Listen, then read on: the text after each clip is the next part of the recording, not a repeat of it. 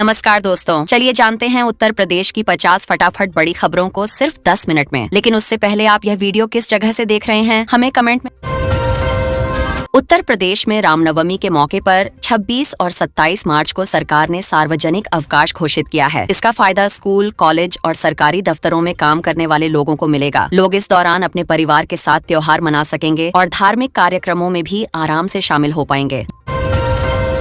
UPSRTC ने महिला परिचालकों की भर्ती को लेकर आज नई गाइडलाइंस और ऑनलाइन पोर्टल अपडेट किया है। अब आवेदन प्रक्रिया पहले से ज्यादा आसान कर दी गई है ताकि ज्यादा महिलाएं इसमें भाग ले सकें। सरकार का मकसद महिलाओं को रोजगार के बेहतर अवसर देना और परिवहन व्यवस्था को मजबूत बनाना है।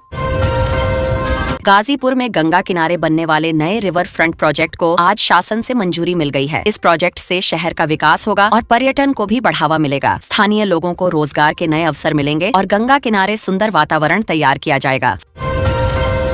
सहारनपुर के लकड़ी नक्काशी उद्योग को एक्सपोर्ट हब बनाने के लिए केंद्र सरकार ने आज फंड जारी किया है। इससे कारीगरों को नई तकनीक और बाजार मिलेगा। उम्मीद है कि इससे रोजगार बढ़ेगा और स्थानीय उत्पाद विदेशों में भी अपनी पहचान बना पाएंगे।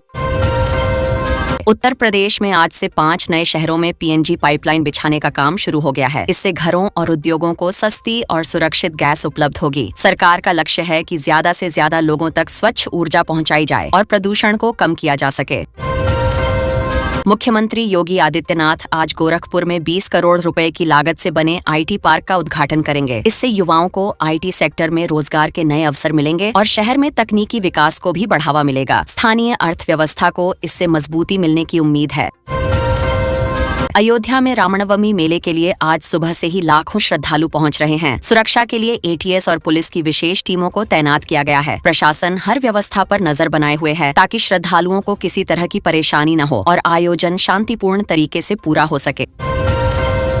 आगरा, नोएडा और गाजियाबाद में आज सुबह से मौसम बदला हुआ नजर आया है। आसमान में बादल छाए हुए हैं और मौसम विभाग ने गरज चमक के साथ बारिश का अलर्ट जारी किया है। लोगों को सावधानी बरतने की सलाह दी गई है ताकि किसी भी तरह की परेशानी से बचा जा सके। मुख्यमंत्री योगी आदित्यनाथ आज गोरखनाथ मंदिर में कन्या पूजन और विशेष आरती में शामिल होंगे। इस दौरान बड़ी संख्या में श्रद्धालु मौजूद रहेंगे। प्रशासन ने सुरक्षा और भीड़ प्रबंधन के लिए खास इंतजाम किए हैं ताकि कार्यक्रम शांतिपूर्ण तरीके से संपन्न हो सके और किसी को असुविधा न हो। लखनऊ के इकाना स्टेडियम में होने वाले आईपीएल मैच को लेकर आज सुबह से ट्रैफिक डायवर्जन लागू कर दिया गया है। लोगों को वैकल्पिक रास्तों का उपयोग करने की सलाह दी गई है। पुलिस और ट्रैफिक विभाग मिलकर व्यवस्था संभाल रहे हैं ताकि मैच के दौरान किसी तरह की दिक्कत न हो। इलाहाबाद हाई कोर्ट ने स्वामी अविमुक्तेश्वरानंद को एक पुराने मामले में बड़ी राहत देते हुए अग्रिम जमानत दे दी है। इस फैसले के बाद उनके समर्थकों में खुशी का माहौल है। कोर्ट ने कुछ शर्तों के साथ यह राहत दी है और मामले की सुनवाई आगे भी जारी रहेगी। उत्तर प्रदेश के सभी सरकारी और निजी बैंकों में 26 से 29 मार्च तक लगातार 4 दिन की छुट्टियां शुरू हो गई हैं। इससे बैंकिंग कार्य प्रभावित हो सकते हैं। लोगों को सलाह दी गई है कि वे अपने जरूरी काम पहले ही निपटा लें ताकि बाद में किसी तरह की परेशानी का सामना न करना पड़े। वाराणसी के घाटों पर रामनवमी के स्नान के लिए आज सुबह से भारी भीड़ उमड़ पड़ी है। सुरक्षा के लिए पुलिस और प्रशासन ने कड़े इंतजाम किए हैं। हर जगह निगरानी रखी जा रही है ताकि श्रद्धालु सुरक्षित तरीके से पूजा और स्नान कर सकें। मेरठ में विदेशी नेटवर्क से जुड़ी संदिग्ध जूम मीटिंग्स को लेकर एसटीएफ ने छापेमारी की है। जांच एजेंसियां पूरे मामले की पड़ताल कर रही हैं। शुरुआती जांच में कुछ अहम सुराग मिले हैं और आगे की कार्रवाई के लिए टीम सतर्क बनी हुई है। कानपुर में गंगा के प्रदूषण की रियल टाइम मॉनिटरिंग के लिए नई सेंसर तकनीक का ट्रायल शुरू किया गया है। इससे पानी की गुणवत्ता पर नजर रखना आसान होगा। सरकार का लक्ष्य है कि गंगा को साफ और स्वच्छ बनाया जा सके और प्रदूषण पर प्रभावी नियंत्रण किया जा सके। मऊ में बिजली कटौती को लेकर सख्त कार्रवाई की गई है। ऊर्जा मंत्री के आदेश पर एसडीओ और जेई को सस्पेंड कर दिया गया है। यह कदम उपभोक्ताओं को बेहतर सेवा देने और लापरवाही पर रोक लगाने के लिए उठाया गया है। आज झांसी में ई रिक्शा और ई ऑटो के लिए नई व्यवस्था लागू कर दी गई है। अब हर वाहन का रूट तय होगा और वेरिफिकेशन जरूरी कर दिया गया है। इससे ट्रैफिक व्यवस्था सुधरने की उम्मीद है और अवैध संचालन पर भी लगाम लगाई जा सकेगी। आज बरेली के डीएम और एसएसपी हाईकोर्ट में अवमानना मामले में पेश हो रहे हैं। दोनों अधिकारियों को व्यक्तिगत रूप से अपना पक्ष रखना है। इस मामले को लेकर प्रशासनिक हलकों में काफी चर्चा है और आगे क्या फैसला आता है इस पर सबकी नजर बनी हुई है। आज मुख्यमंत्री गोरखपुर के गोरखनाथ मंदिर में जनता दरबार लगा रहे हैं। यहाँ आम लोग अपनी समस्याएं सीधे मुख्यमंत्री के सामने रख रहे हैं। अधिकारियों को मौके पर ही समाधान करने के निर्देश दिए जा रहे हैं, जिससे लोगों को तुरंत राहत मिल सके। आज बहराइच में मुख्यमंत्री 136 भूमिहीन परिवारों को जमीन के पट्टे और घर की चाबियां सौंपेंगे। यह कदम गरीब परिवारों के लिए बड़ी राहत माना जा रहा है। इससे उनके रहने और जीवन स्तर में सुधार की उम्मीद जताई जा रही है। आज मथुरा में बेमौसम बारिश से खराब हुई गेहूं की फसल का सर्वे किया जा रहा है। राजस्व टीमें खेतों में जाकर नुकसान का आकलन कर रही हैं। किसानों को उम्मीद है कि सरकार जल्द मुआवजा देगी, क्योंकि नुकसान काफी ज्यादा बताया जा रहा है। आज जालौन के उरई में पेपर मिल के गोदाम में लगी आग पर पूरी तरह काबू पा लिया गया है। दमकल की टीम ने रात भर मेहनत की, तब जाकर स्थिति सामान्य हुई। अब नुकसान का आकलन किया जा रहा है और आग लगने की वजह भी जांची जा रही है। आजमगढ़ जेल में जिला विधिक सेवा प्राधिकरण के सचिव ने अचानक निरीक्षण किया। उन्होंने कैदियों की सुविधाओं और व्यवस्थाओं का जायजा लिया। अधिकारियों को जरूरी सुधार करने के निर्देश दिए गए हैं, ताकि जेल के अंदर की व्यवस्था और बेहतर हो सके।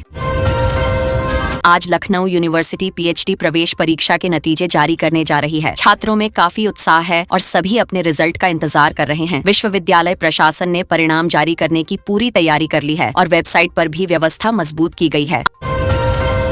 आज शामली में अवैध खनन के खिलाफ प्रशासन ने बड़ी कार्रवाई की है। 3 पोकलैंड मशीनों को सीज किया गया है। अधिकारियों का कहना है कि अवैध गतिविधियों पर सख्ती जारी रहेगी और दोषियों के खिलाफ आगे भी कड़ी कार्रवाई की जाएगी।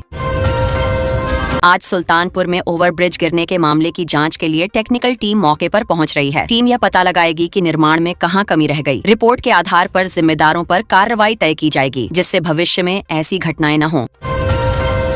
आज नवरात्र के 7वें दिन मां कालरात्रि की पूजा के लिए मंदिरों में सुबह से ही भीड़ उमड़ रही है। भक्त पूरी श्रद्धा से पूजा अर्चना कर रहे हैं। जगह जगह भजन कीर्तन और धार्मिक कार्यक्रमों का आयोजन किया जा रहा है, जिससे माहौल पूरी तरह भक्तिमय बना हुआ है।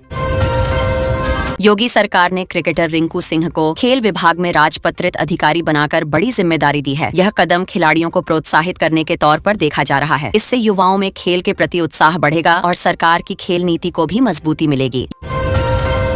यूपी शिक्षा सेवा चयन आयोग ने शिक्षक भर्ती प्रक्रिया में 3 बड़े बदलाव किए हैं। इससे भर्ती प्रक्रिया ज्यादा पारदर्शी और तेज होने की उम्मीद है। अभ्यर्थियों को भी अब कम परेशानी होगी और चयन प्रक्रिया पहले से ज्यादा स्पष्ट और आसान बनेगी। लखनऊ में 2500 लेक्चरर्स की पदोन्नति को मंजूरी मिल गई है। जल्द ही प्रमोशन की सूची जारी होगी। इससे शिक्षकों में खुशी का माहौल है और शिक्षा व्यवस्था में भी सुधार की उम्मीद जताई जा रही है, क्योंकि अनुभवी शिक्षकों को अब उच्च पदों पर मौका मिलेगा। यूपी रोडवेज की बसों में अब डिजिटल पेमेंट की सुविधा बढ़ाई जा रही है। यात्री यूपीआई के जरिए किराया दे सकेंगे। इससे नकदी की समस्या खत्म होगी और सफर भी आसान बनेगा। खासकर युवाओं और डिजिटल पेमेंट इस्तेमाल करने वालों के लिए यह बड़ा बदलाव है। यूपी में अब वाहनों के फिटनेस सर्टिफिकेट के लिए हाई सिक्योरिटी नंबर प्लेट जरूरी कर दी गई है। इससे वाहन पहचान और सुरक्षा बेहतर होगी। सरकार का मानना है कि इस कदम से चोरी और फर्जी रजिस्ट्रेशन जैसी समस्याओं पर भी नियंत्रण लगेगा।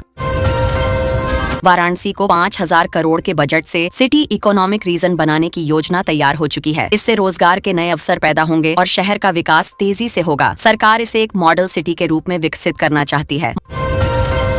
मौसम विभाग ने लखनऊ, कानपुर और प्रयागराज समेत 22 जिलों में आंधी और ओलावृष्टि का अलर्ट जारी किया है। लोगों को सावधान रहने की सलाह दी गई है। किसानों के लिए भी यह समय चिंताजनक है, क्योंकि फसल को नुकसान का खतरा बना हुआ है। आगरा, औरैया और मैनपुरी में धूल भरी आंधी और हल्की बारिश की संभावना जताई गई है। मौसम अचानक बदल सकता है, जिससे जनजीवन प्रभावित हो सकता है। लोगों को जरूरी काम समय पर निपटाने और सुरक्षित रहने की सलाह दी जा रही है। अलीगढ़ की वॉलीबॉल टीम ने शानदार प्रदर्शन करते हुए राज्य स्तरीय प्रतियोगिता जीत ली। उन्होंने प्रयागराज को हराकर चैंपियनशिप अपने नाम की। खिलाड़ियों की मेहनत और टीम वर्क की खूब सराहना हो रही है, जिससे जिले में खुशी का माहौल बना हुआ है। मेरठ में फिल्म धुरंधर 2 देखने के लिए एसआईएसपी अपनी पूरी टीम के साथ सिनेमा हॉल जा रहे हैं। यह कदम पुलिस और जनता के बीच सकारात्मक माहौल बनाने के रूप में देखा जा रहा है, जिससे पुलिस की छवि भी बेहतर करने की कोशिश की जा रही है। कानपुर रूट पर रेलवे ने बड़ा ब्लॉक लिया है, जिससे कई ट्रेनों का रूट बदला गया है। यात्रियों को थोड़ी परेशानी हो सकती है, इसलिए पहले से जानकारी लेकर यात्रा करने की सलाह दी गई है। ये ब्लॉक 2 अप्रैल तक जारी रहेगा। अलीगढ़ में शोभा यात्रा के मार्ग को लेकर विवाद के बाद मंदिर समिति के पदाधिकारियों ने इस्तीफा दे दिया है। मामला काफी संवेदनशील हो गया था, इसलिए शांति बनाए रखने के लिए यह फैसला लिया गया है। प्रशासन स्थिति पर नजर बनाए हुए है। यूपी बोर्ड परीक्षा का मूल्यांकन अंतिम चरण में है और अप्रैल के पहले हफ्ते में रिजल्ट आने की संभावना है। छात्र बेसब्री से इंतजार कर रहे हैं। इस बार परिणाम जल्दी जारी करने की कोशिश की जा रही है ताकि आगे की पढ़ाई में देरी न हो। कानपुर में फर्जी डिग्री मामले में पुलिस ने 2 और मास्टरमाइंड को गिरफ्तार किया है। उनसे पूछताछ जारी है और बड़े नेटवर्क का खुलासा होने की उम्मीद है। यह मामला शिक्षा व्यवस्था पर भी सवाल खड़े कर रहा है। नोएडा और गाजियाबाद में बढ़ते प्रदूषण को देखते हुए निर्माण कार्यों पर सख्ती बढ़ा दी गई है। नियमों का पालन न करने वालों पर कार्रवाई की जा रही है। प्रशासन का लक्ष्य है कि हवा की गुणवत्ता को जल्द बेहतर किया जाए। अयोध्या में राम मंदिर में बढ़ती भीड़ को देखते हुए नई दर्शन व्यवस्था लागू की जा सकती है। इससे श्रद्धालुओं को बेहतर सुविधा मिलेगी और भीड़ नियंत्रण में भी मदद मिलेगी। प्रशासन लगातार स्थिति का आकलन कर रहा है। आजमगढ़ और बलिया समेत कई जिलों में राशन की कालाबाजारी रोकने के लिए छापेमारी अभियान चलाया गया है। अधिकारियों ने कई जगहों पर जांच की और अनियमितता मिलने पर कार्रवाई की। सरकार का उद्देश्य है कि गरीबों को उनका हक सही तरीके से मिल सके। आगरा में एक पेट्रोल पंप पर मारपीट का वीडियो आज सुबह वायरल हुआ है। पुलिस ने तुरंत कार्रवाई करते हुए 2 आरोपियों को हिरासत में ले लिया है। मामले की जांच जारी है और दोषियों पर सख्त कार्रवाई की बात कही जा रही है। मथुरा के बांके बिहारी मंदिर में दर्शन के समय में बदलाव किया गया है। अब सुबह 7 बजे से ही मंदिर के पट खुलेंगे। यह निर्णय श्रद्धालुओं की सुविधा को ध्यान में रखते हुए लिया गया है ताकि भीड़ को बेहतर तरीके से संभाला जा सके। झांसी में बुंदेलखंड एक्सप्रेसवे पर नई पुलिस चौकियों के निर्माण के लिए भूमि पूजन किया गया है। इससे सुरक्षा व्यवस्था मजबूत होगी और यात्रियों को सुरक्षित सफर का अनुभव मिलेगा। प्रशासन इस परियोजना को जल्द पूरा करने की दिशा में काम कर रहा है। प्रयागराज में महाकुंभ 2027 की तैयारियों को लेकर हाई लेवल मीटिंग आयोजित की गई है। इसमें कई महत्वपूर्ण फैसले लिए जा रहे हैं। सरकार का लक्ष्य है कि आयोजन भव्य और व्यवस्थित तरीके से हो ताकि देश विदेश से आने वाले श्रद्धालुओं को बेहतर सुविधाएं मिल सकें। बरेली में प्रशासन ने अवैध अतिक्रमण के खिलाफ कार्रवाई करते हुए बुलडोजर चलाया है। सिविल लाइंस इलाके में कई अवैध निर्माण हटाए गए हैं। अधिकारियों का कहना है कि यह अभियान आगे भी जारी रहेगा ताकि शहर को व्यवस्थित बनाया जा सके। मुजफ्फरनगर में किसानों की समस्याओं को लेकर बड़ी पंचायत बुलाई गई है। किसान अपनी मांगों को लेकर एकजुट हुए हैं और सरकार से समाधान की उम्मीद कर रहे हैं। इस बैठक में कई अहम मुद्दों पर चर्चा होने की संभावना है।